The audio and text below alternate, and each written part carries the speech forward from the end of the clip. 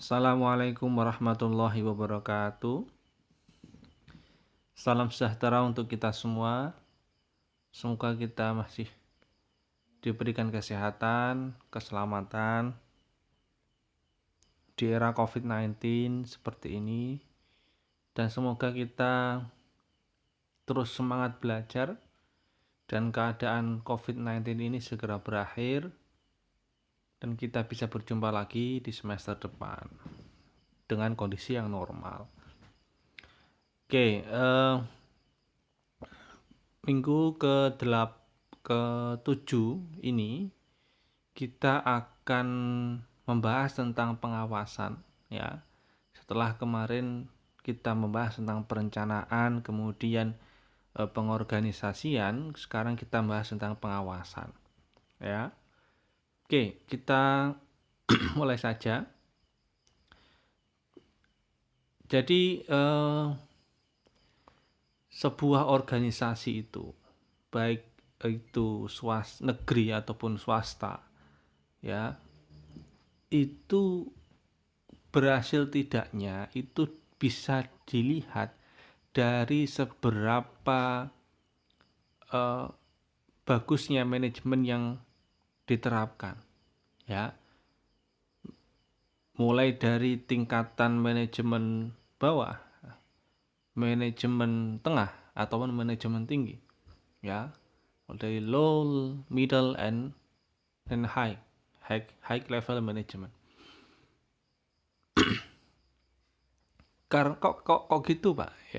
Ya karena itu ketika sebuah organisasi itu menerapkan kegiatannya, ya, operasionalnya, ya, aktivitasnya itu sudah sesuai dengan tahapan-tahapan manajemen, pasti dapat dipastikan itu akan berdampak besar bagi kemajuan organisasi. Ya, terlebih perpustakaan. Oke, manajemen harus menjadi titik tolak sebagai landasan untuk tercapainya kesuksesan dalam berorganisasi. Jadi kalau mau sebuah organisasi itu atau lembaga atau perpustakaan itu sukses, ya, berhasil, ya, dapat memuaskan penggunanya, semisal itu ya harus diperbaiki dulu manajemennya, gitu kan. Kemudian peningkatan efektivitas, efisien terhadap pelaksanaan pekerjaan merupakan suatu hal yang sangat penting di dalam usaha mencapai tujuan organisasi, terutama instansi pemerintah, gitu. Jadi kalau mau ke sebuah kegiatan itu efektif dan efisien, itu harus manajemennya harus benar-benar diterapkan dengan baik, ya, dikelola, diatur dengan baik, dan kemudian dijalankan dengan baik. Terlebih ini untuk instansi pemerintah. Karena apa? Karena instansi pemerintah itu berjalannya itu menggunakan menggunakan berjalan tidaknya instansi pemerintah itu karena didorong oleh masyarakat banyak, dan itu akan berdampak untuk masyarakat juga. Oke, contoh saja. Pajak, ya, kantor perpajakan itu kantor itu milik pemerintah, jelas. Mereka mengumpulkan pajak dari setiap orang, ya, dan kemudian diolah sedemikian rupa dan hasil pajaknya kemudian dikembalikan ke masyarakat dalam berbagai bentuk, semisal kesehatan, pendidikan, itu kan, transportasi, itu kan.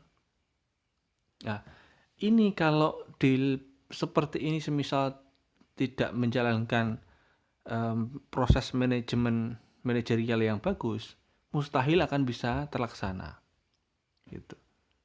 Jadi untuk bisa dapat memuaskan orang banyak itu akan susah. Beda halnya dengan ini swasta. Swasta itu kan modalnya dikuasai oleh pemegang saham, itu kan, pemilik yayasan atau pemilik perusahaan itu yang dananya itu kan, kapitalnya, ya, itu yang milik perorangan itu atau yayasan itu, dan nantinya kembalinya itu kan itu ya untuk orang-orang itu saja, dan tidak wajib untuk disebarkan ke masyarakat luas gitu. Maka manajemen itu penting ya. Kemudian efektivitas mengacu pada cara pelaksanaan pekerjaan, apakah sesuai dengan cara-cara atau prosedur yang telah ditetapkan atau belum, gitu kan. Dengan demikian, pelaksanaan pekerjaan yang efektif akan dapat memberikan hasil sesuai dengan rencana yang telah ditentukan. Jadi, semua berasal dari manajemen. Pada umumnya pengawasan dilakukan oleh pimpinan instansi atau pegawai yang lebih tinggi kedudukannya dari pegawai yang diawasi. Ya. Jadi pengawasan itu dilakukan oleh orang yang memimpin lebih tinggi setingkat daripada yang diawasi. Contohnya mahasiswa itu diawasi oleh dosen, ya. Dosen itu diawasi oleh misal oleh wakil dekan itu ya. Wakil dekan diawasi oleh dekan. Dekan akan diawasi oleh wadek dan rektor. Jadi ada istilahnya multi pengawasannya ya.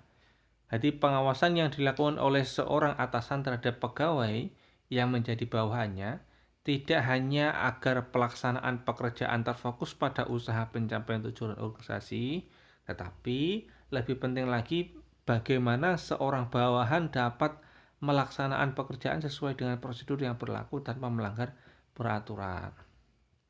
Jadi pengawasan itu tidak semata-mata agar orang yang diawasi itu bisa membantu mencapai tujuan organisasi, tidak semata-mata itu, tetapi pengawasan itu lebih difokuskan untuk mengontrol apakah bawahan itu melaksanakan setiap kegiatannya, setiap aktivitasnya sesuai dengan standar operasionalnya atau belum, ya.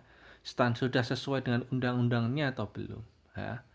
Jadi jangan sampai ketika bawahan itu melaksanakan aktivitasnya, melaksanakan kegiatannya, tetapi malah menyalahi standar operasional SOP yang sudah ditetapkan di organisasi itu, ya. Itu salah satu fungsi pengawasan tuh seperti itu. Oke. Ini definisi pengawasan.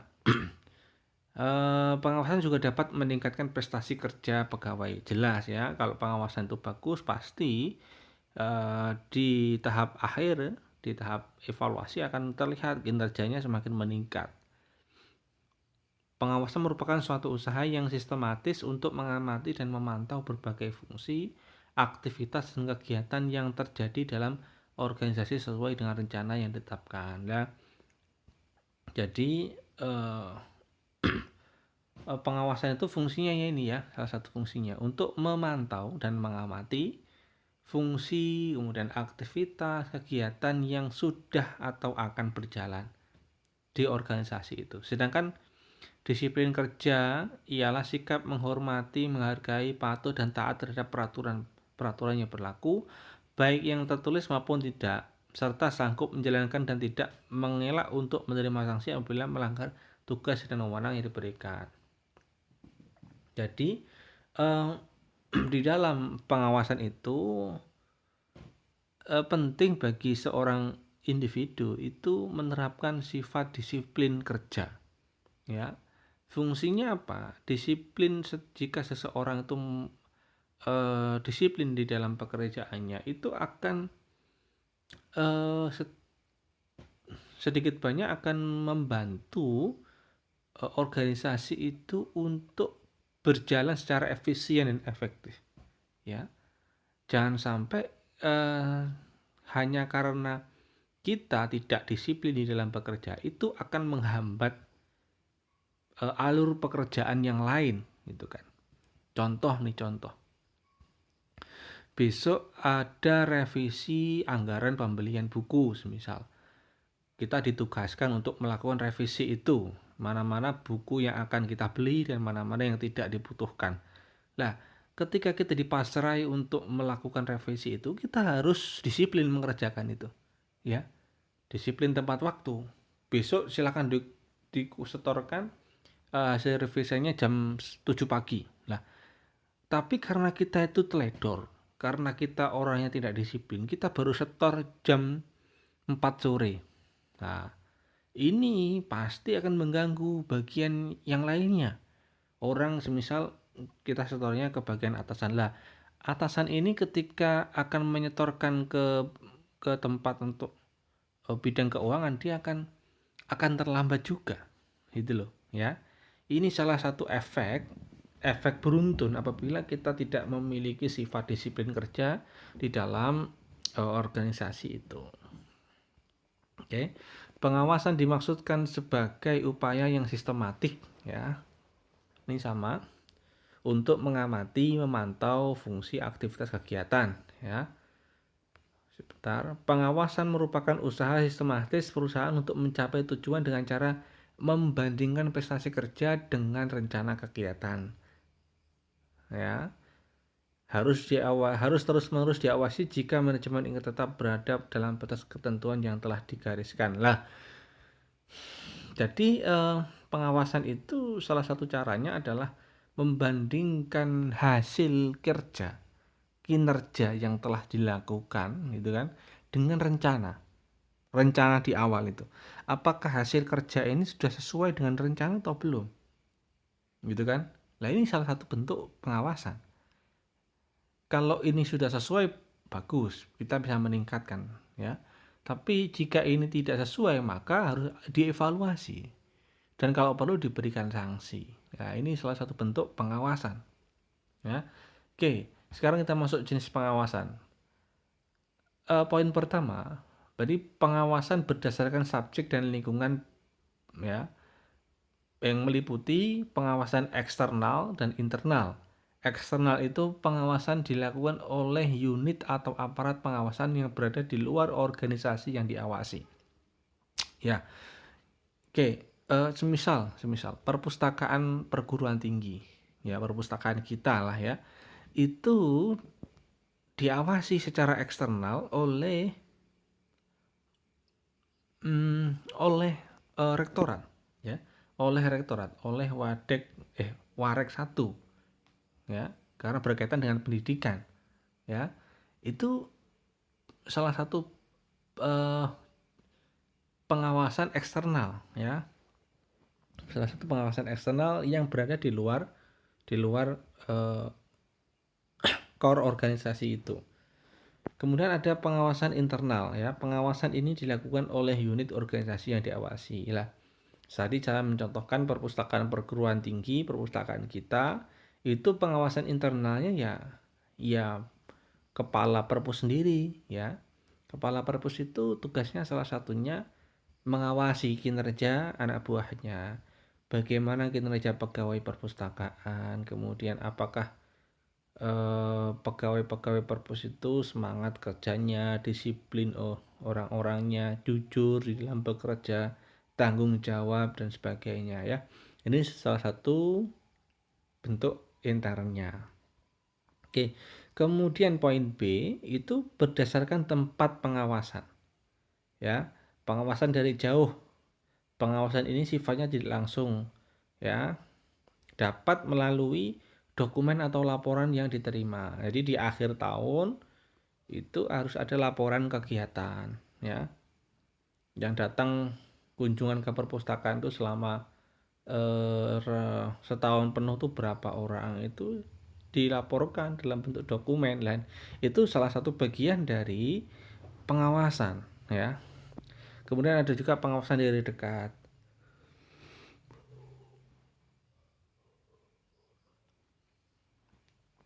Pengawasan ini dapat langsung dilaksanakan oleh pimpinan perusahaan atau instansi yang diberikan wewenang untuk melakukan pengawasan, ya. Oke. Kalau di kampus kita itu ada lembaga penjaminan mutu, ya. Tugasnya untuk menjamin kegiatan di setiap bagian kampus itu terlaksana dengan baik. Itu adalah salah satu contoh pengawasan dari dekat ini ya. Kita lanjutkan. Poin C itu pengawasan berdasarkan waktu ya. Ada pengawasan preventif ya.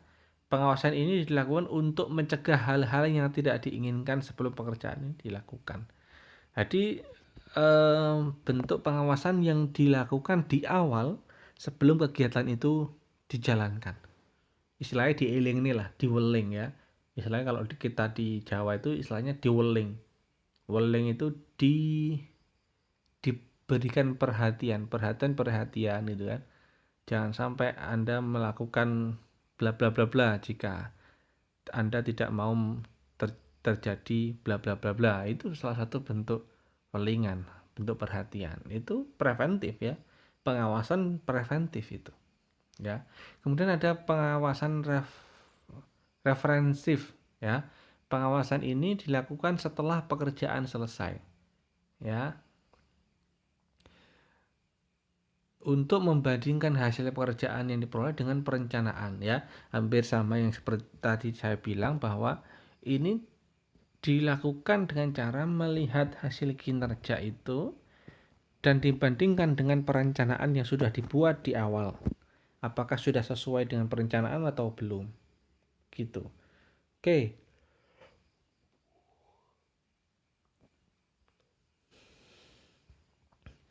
Ini metode pengawasan ya.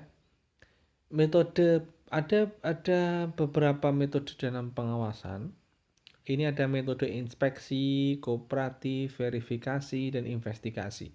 Inspeksi ya, pengawasan yang dilakukan dengan mengadakan pengamatan pada tempat pelaksanaan kegiatan. Jadi langsung pengawasan ini langsung menuju ke lokasi ya, langsung menuju ke lokasi. Ini biasanya pihak-pihak keamanan itu semisal Pak Polisi ada kejadian, ada laporan kejadian tabrak lari. Jadi polisi langsung menginspeksi tempat itu ya. Semisal. Kemudian ada metode kooperatif, yaitu pengawasan yang dilakukan dengan membandingkan perencanaan yang dibuat dengan realisasi. Ini sama dengan yang ini tadi, ya, berdasarkan waktu atau referensif tadi, ya, dibandingkan antara kinerja yang dihasilkan dengan perencanaan, ya. Kemudian ada metode verifikasi, ya, pengawasan yang dilakukan dengan mengadakan pemeriksaan terhadap laporan yang dibuat. Jadi yang dinilai, yang diperiksa itu adalah laporannya yang sudah dibuat. Ini hampir sama dengan yang tadi. Kemudian metode investigasi. Itu pengawasan yang dilakukan dengan mengadakan penyelidikan guna mengungkap fakta-fakta sesungguhnya yang terjadi ya. Jadi investigasi, semisal ada laporan adanya tindak korupsi di bagian apa semisal. Itu salah satu bentuk pengawasannya adalah melakukan investigasi. Apa yo bener ono korupsi apa orang gitu semisal. Oke, kemudian ada juga pengontrolan ini kalau ini bukan metode tapi bentuk kontrol ya. Pengawasan ya. Bentuk pengawasan. Ada pengontrolan atau pengawasan birokratis ya. Pengawasan yang menggunakan wewenang hierarki untuk mempengaruhi perilaku karyawan dengan memberi penghargaan atau hukuman atas kepatuhan dan ketidakpatuhan. Nah, ini karena semisal ini kalau di kampus itu ada peraturan bahwa mahasiswa itu kalau kuliah harus yang rapi ya. Ke kampus pakai sepatu, pakai baju hem ya. Itu adalah kalau itu tidak dilaksanakan nanti kena hukuman. Ya, kena hukuman. Itu salah satu bentuk pengawasan secara birokratis ya. Nah, itu saya terapkan. Semisal kalian tidak memakai sepatu ketika masuk di kelas, itu juga akan saya hukum. Paling tidak kalian tidak silahkan saya suruh untuk meminjam sepatu temannya yang tidak kuliah pada saat itu atau pilih nggak kuliah saja keluar ruangan saya. Itu salah satu bentuk pengawasan, ya. Kemudian pengontrol objektif atau pengawasan objektif. Jadi menggunakan pengukuran hasil observasi tentang perilaku atau keluarga karyawan untuk menilai prestasi dan mempengaruhi perilaku karyawan. Jadi pengawasan ini dilakukan dengan melihat perilaku, ya, perilaku individu itu sendiri ataupun keluarga individu itu sendiri, ya.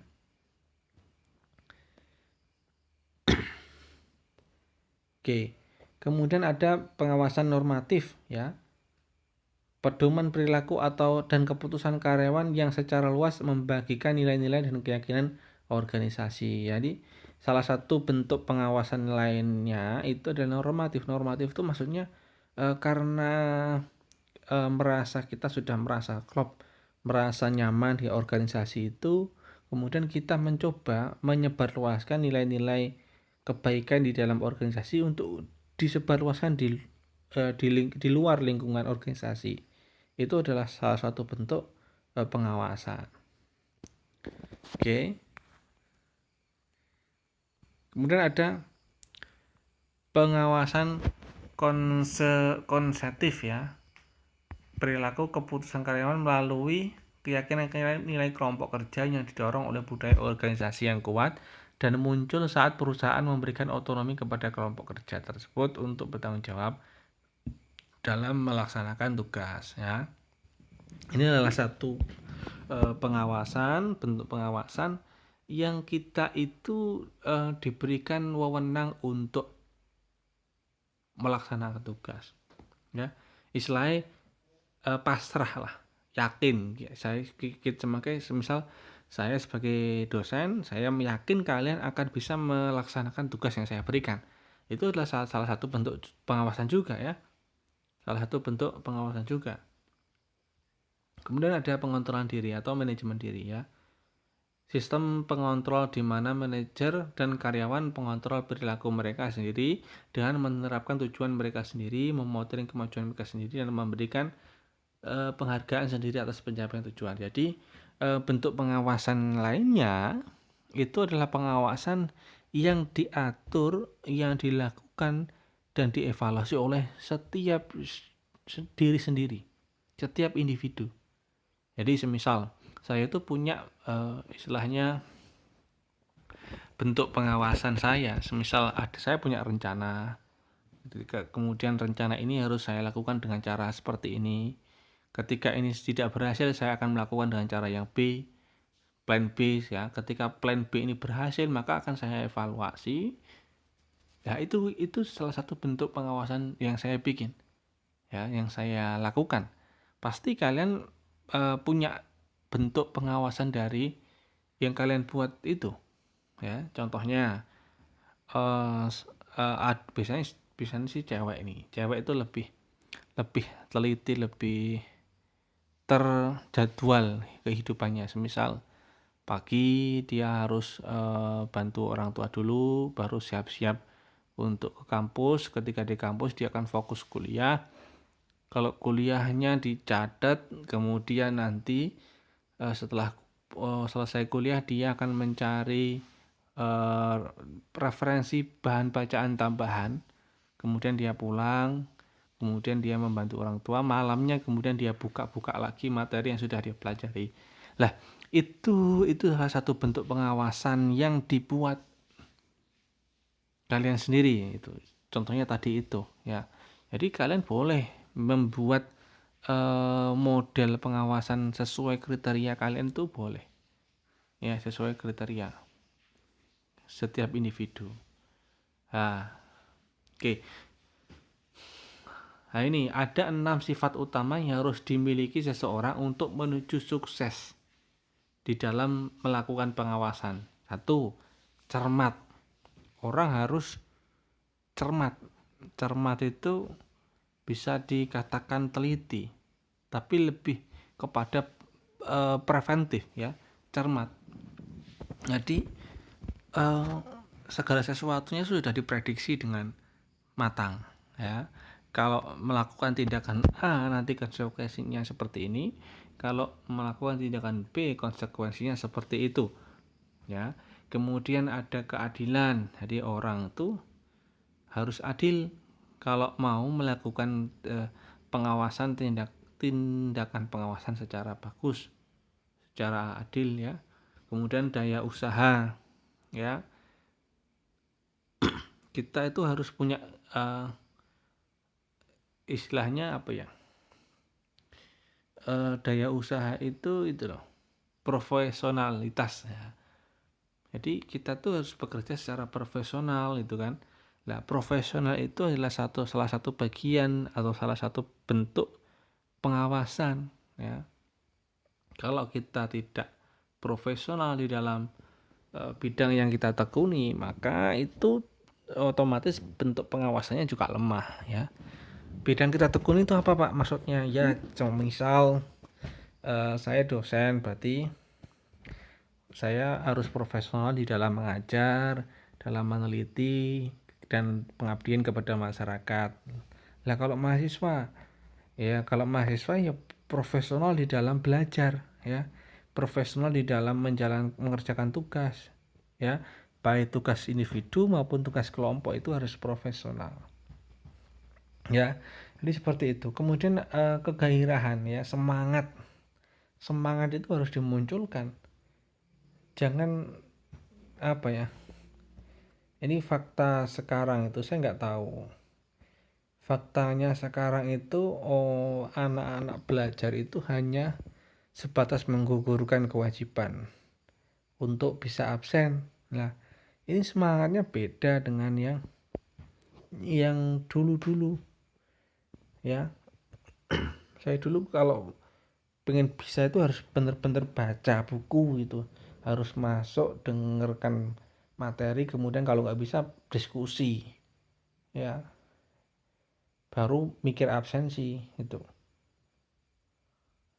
Masa ini saya bikinkan video gini, ada loh rekaman itu apa istilahnya, berapa lama video yang saya buat tuh ditonton itu kelihatan, ya, padahal video saya tuh ada yang 20 menit 30 menit, tapi di ringkasan di hasil itu cuma dilihat rata-rata sebanyak 15 menit atau 10 menit. Nah, itu kan belum setengahnya gitu loh. Jadi kegairahan gitu, semangat di dalam mencari ilmu itu masih dipertanyakan, ya, masih dipertanyakan. Kemudian pengendalian perasaan, ya, emosi itu harus dikontrol itu kan. Kemudian kebijaksanaan, ya. Oke, ini fungsi pengawasan ini, ya.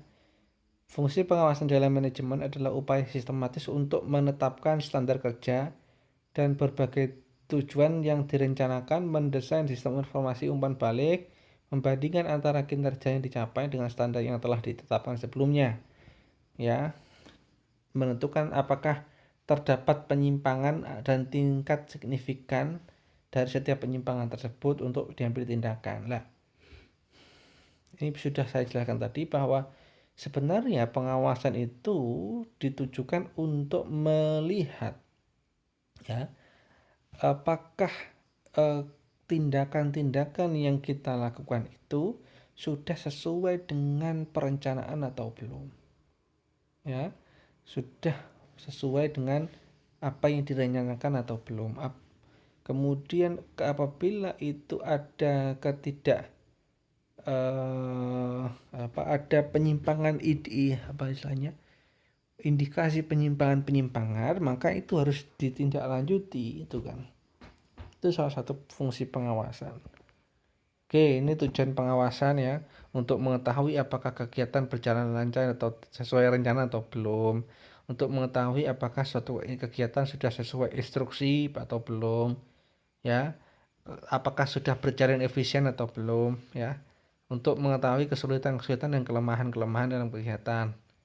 Kalau tidak dievaluasi itu kita nggak akan tahu itu kan, ini tantangannya opo, kelemahannya opo, kekurangannya opo, nggak akan tahu, ya. maka dilakukan pengawasan. Kemudian untuk mencari jalan keluar bila ada kesulitan dan kelemahan atau kegagalan dan ke arah perbaikan. Nah, jadi seperti itu ya. Itu tujuan pengawasan. Eh, oke. Jadi pada pertemuan ketujuh ini adalah materi terakhir. Kemudian nanti kalian di semester di pertemuan ke-8 UTS, setelah UTS kalian akan mengumpulkan tugas ya. Kemarin sudah saya suruh kalian bikin kelompok ya. Kelompok sebanyak 7 kelompok. Tugas kelompok itu membuat materi PPT, kemudian dibikin video penjelasan seperti saya ini ya. Kemudian nanti filenya dikirim ke saya dan akan saya upload, kemudian saya share di e-learning ya, dan teman-temannya mengomentari itu semua. Lah, karena ini nanti akan di upload mulai setelah UTS, maka deadline-nya itu adalah waktu